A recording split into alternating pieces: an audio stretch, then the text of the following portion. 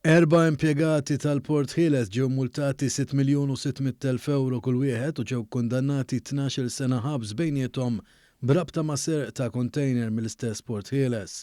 Il-każ imur lura l-2015 meta nsteraq container li kien fih madwar 10 miljun sigarett. Il-container dbattal u ġie ritornat lura lejn il-Port Ħieles bis-siġilli ta' dwana f'madwar siegħa u nofs.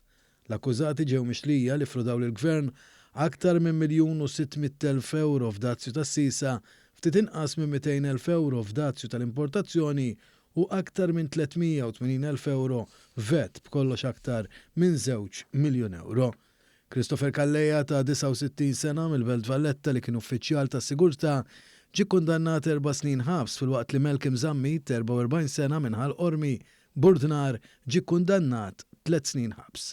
Fi proċeduri separati Sebastian Zammit ta' 73 sena minħal Safi, uffiċjal ta' dwana, ġie kundannat 3 snin ħabs fil-waqt li Rodrik Borġ, ħaddim tal-Port Ħieles, ġie kundannat 3 snin priġunerija. Barra minn hekk ġew ordnati jħallsu l-ispejjeż tal-qorti fil-waqt li l-container ġie konfiskat. Charles Zara tilef l-appell dwar każ li jmur lura l-Ottubru tal-2017 li fih instab ħati li weġġa' gravi lis-sieħba tiegħu.